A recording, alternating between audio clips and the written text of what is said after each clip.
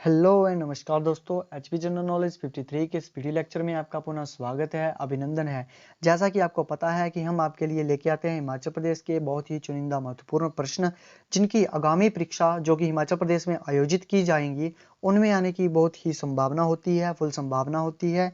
तो वीडियो को अंत तक जरूर देखें, चैनल को सब्सक्राइब करें, वीडियो को दोस्तों के साथ जरूर शेयर करें। ज़्यादा समय वेस्ट ना करते हुए आइए अब हम चलते हैं हमारे पहले प्रश्न की तरफ। हमारा जो पहला प्रश्न है वो है, खंपा जनजाति के बारे में निम्न में से कौन सा कथन जो है वो गलत है, यानी कि सही नहीं है। तो इसके जो चार ऑप्शन दिए हैं उनमें पहला ऑप्शन है, माना जाता है कि वे तिब्बत से आए थे। दूसरा है, वे कुल्लू, चंबा, किन्नौर और लाहौल स्पीति जिलों में बस गए थे। और तीसरा जो है कि स्पीति विभाग में उन्हें पीती खंपा के नाम से जाना जाता है।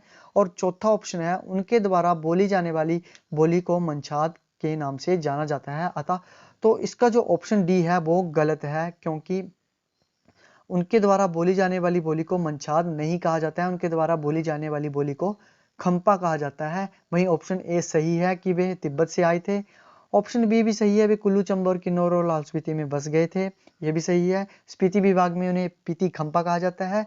कुल्लू के कुछ इलाकों में उन्हें बौद्ध कहा जाता है और अन्य जिलों में उन्हें तिब्बती के नाम से जाना जाता है। किन्नौर में उन्हें कुन्नू खंपा कहा जाता है और कुल्लू में जो है उन्हें, कुल्लू के कुछ इलाकों में उन्हें न्योड़ी खंपा कहा जाता है।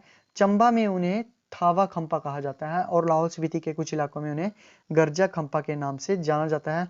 उनके द्वारा बोली जाने वाली दूसरी जो मुख्य भाषा है वो चिनली है। चिनली चिनली उनके द्वारा बोली जाने वाली प्रमुख भाषा है, चिनली।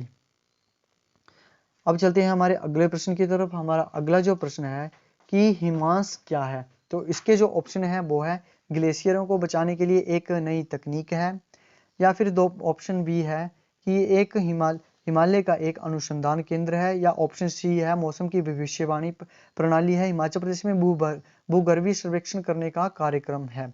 तो इसका जो सही उत्तर है वो है ऑप्शन बी, हिमालय का ये एक अनुसंधान केंद्र है। इसकी स्थापना जो है भू विज्ञान मंत्रालय ने स्पीति के दूर दराज क्षेत्र में 4000 मीटर से ऊपर स्थित हिमालय में की है। तो इसका जो नाम रखा है उन्होंने हिमांश रखा है। हमारा अगला प्रश्न है कि शिमला जाने वाले भारत के पहले गवर्नर जनरल कौन थे। तो इसका जो सही उत्तर है वो है option C, Lord Amherst जो थे वो शिमला जाने वाले भारत के पहले गवर्नर जनरल थे और वो कैनेडी हाउस में रुके थे। वो कैनेडी हाउस में रुके थे। हमारा अगला प्रश्न है, हिमाचल प्रदेश सरकार ने किस वर्ष तक गरीबी रेखा से नीचे रहने वाली जनसंख्या का प्रतिशत 8.1% से घटाकर 2% करने का लक्ष्य रखा है। तो इसका जो सही उत्तर है वो है ऑप्शन ए, 2022 तक।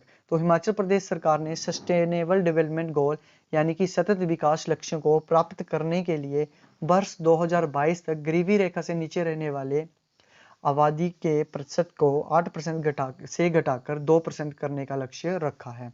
अब चलते हैं हमारे अगले प्रश्न की तरफ। तो हमारा अगला प्रश्न क्या है, 1932 में लाहौर में स्थापित चंबा पीपल डिफेंस लीग ने किन मुद्दों को उजागर किया था। तो इसके ऑप्शन है, राजशाही शासन, गैर जिम्मेदारी प्रशासन, अत्याधिक कर, या फिर ऊपर के सभी। तो इसका जो सही उत्तर है वो है ऑप्शन डी, यानी कि ऊपर के सभी को। तो जो चंबा पीपल डिफेंस लीग थी यानी कि सीपीडीएल, इसकी स्थापना जो हुई थी वो 1932 में लाहौर में हुई थी और उन्होंने राजशाही शासन, गैर जिम्मेदार प्रशासन और किसानों की आर्थिक और नागरिक स्वतंत्रता पर लगाए गए अत्यधिक प्रतिबंधों पर प्रकाश डाला था। तो इसका जो सही उत्तर है वो है ऑप्शन डी। हमारा अगला प्रश्न है कि किसने उल्लेख किया था कि औडुंबर को आर्यों का आक्रमण का सामना करना पड़ा। तो इसके चार ऑप्शन दिए हैं, उसमें सही उत्तर जो है वो ऑप्शन ए है, यानी कि जे प्रेजिलुस्की ने यह उल्लेख किया था कि उडुम्बर को आर्यों का आक्रमण का खामियाजा भुगतना पड़ा था। तो महाभारत के अनुसार औदुंबर जो है वो ऋषि विश्वामित्र के वंशज माने जाते हैं, वे कौशिक समूह के संस्थापक हैं। हमारा अगला प्रश्न है, आनाकंग और नोटिंग फेरांग क्या है। तो इसके चार ऑप्शन में सही उत्तर जो है वो है ऑप्शन ए, यानी कि किन्नौर के विवाह के रीति रिवाज को अनाकंग और नोटिंग फेरांग कहा गया है। हमारा अगला प्रश्न है, मोरे के फूल किस प्रख्यात व्यक्तित्व का प्रकाशित काम है। तो इसका जो सही उत्तर है वो है ऑप्शन ए यानी कि निकोलस रोरिक। निकोलस रोरिक का ये जो है वो प्रकाशित काम है। निकोलस रोरिक के कुछ अन्य प्रकाशन है: हिमालय प्रकाश का निवास स्थान, Altai Himalaya, Shambhala, gates in the future, heart of Asia, सुंदर एकता और हिम्मत आदि जो है वो निकोलस रोरिक की प्रमुख रचनाएं हैं। हमारा अगला प्रश्न है, पट्टन घाटी का सबसे बड़ा त्योहार निम्न में से कौन सा है? तो इसके जो 4 ऑप्शन दिए हैं वो है ऑप्शन ए कोच्चि, लदारचा, फागली, हालदा। तो इसका जो सही उत्तर है वो है ऑप्शन सी फागली। फागली जो है वो पट्टन घाटी का सबसे बड़ा त्योहार है और पट्टन घाटी को जो है वो चंद्रभागा घाटी के नाम से भी जाना जाता है। आइए चलते हैं हमारे अगले प्रश्न की तरफ। हमारा अगला प्रश्न जो है वो है, जट्टी, थार, चबूतरा और पुली रीति रिवाजों से संबंधित कौन है? इसके जो 4 ऑप्शन है उनमें जो पहला ऑप्शन है ए कोली, वो इसका जो सही उत्तर है, यानी कि ये जो है वो कोली जाति से जुड़ी हुई रीति रिवाजें हैं।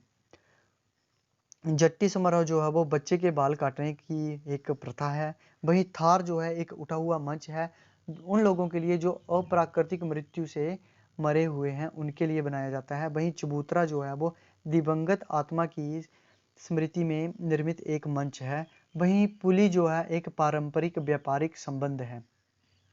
चलते हैं अगले प्रश्न है, सम्राट शाहजहां ने किसे शेरगढ़, कलसी और विराट के किलों को मंदाता प्रकाश को पुनः देने के लिए भेजा था, क्योंकि वह शाहजहां का पसंदीदा था? तो इसका जो सही उत्तर है वो है ऑप्शन बी, यानी कि निजावत खान ने शेरगढ़, कलसी और विराट के किलों को मंदाता प्रकाश को पुनः देने के लिए भेजा था। हमारा अगला प्रश्न है, निर्मंडरीय ब्राह्मणीय, मणिरामा पटवारिया, नामन्या ओ हंसा किस जिले के लोकगीत हैं? तो इसका जो सही उत्तर है वो है ऑप्शन डी, यानी कि ये मंडी जिले के लोकगीत हैं। वहीं मंडी जिले के कुछ और भी लोकगीत हैं, जैसे कि जियालाल दिंदिये, छिंज छिंजटी, पंचपत्रा और देवकू, ये जो है मंडी जिले के छिंज में गाए जाने वाले कुछ लोकगीत हैं। हमारा अगला प्रश्न है, श्री वैद्य सूरत सिंह के बारे में निम्न में से कौन सा कथन गलत है? तो इसका जो ऑप्शन ए है कि वैद्य सूरत सिंह का जन्म ग्राम बागथन सिरमौर में हुआ था। ऑप्शन बी है, वह एक आयुर्वेद आचार्य थे, उन्होंने भारत छोड़ो आंदोलन में भाग लिया था, वह सिरमौर प्रजामंडल के सदस्य थे। तो इसके जो ये चौथा ऑप्शन है वो भी सही है, तीसरा ऑप्शन भी सही है, दूसरा ऑप्शन भी सही है, परंतु जो ऑप्शन ए है कि उनका जन्म जो है ग्राम बागथन सिरमौर में नहीं हुआ था, उनका जन्म जो हुआ था वो हब्बन में हुआ था। हब्बन जो कि सिरमौर में है वहां पे हुआ था। वो आयुर्वेद आचार्य थे और 1938 में वो स्वतंत्रता संग्राम के आंदोलन में भाग लिया था उन्होंने। वो सिरमौर प्रजामंडल के सदस्य भी थे और उन्होंने भारत छोड़ो आंदोलन के प्रसार आंदोलन, जिसे पजौता आंदोलन के बारे में पजौता आंदोलन कहा जाता है, उसमें भी उन्होंने भाग लिया था। अगर आपने पजौता आंदोलन के बारे में नहीं पढ़ा है तो आप हमारी पिछली वीडियो में ये देख सकते हैं। पजौता आंदोलन के बारे में हमारी एक फुल वीडियो बनी है, उसका लिंक जो है वो आई बटन में दे दिया गया है। हमारा अगला प्रश्न है कि लाहौल स्पीति के कुछ गांव में युगल को एक दूसरे को तलाक देने के लिए किस चीज के पत्ते को 2 टुकड़ों में तोड़ने की प्रथा है? तो इसके 4 ऑप्शन में जो सही उत्तर है वो है ऑप्शन ए, यानी कि शाल।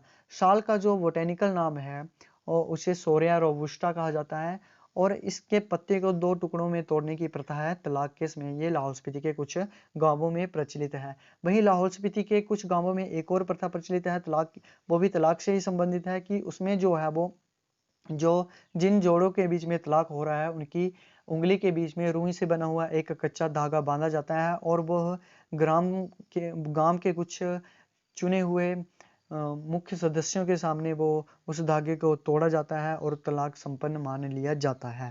तो दोस्तों, आपको हमारी वीडियो कैसी लगी? वीडियो को अंत तक देखने के लिए आपका बहुत बहुत धन्यवाद। दोस्तों के साथ इसे जरूर शेयर करें और चैनल को सब्सक्राइब करें ताकि आपको हमारी आने वाली हर एक वीडियो मिलती रहे। दोस्तों, अंत में एक बार फिर से आपका बहुत बहुत धन्यवाद। जय हिंद, जय भारत।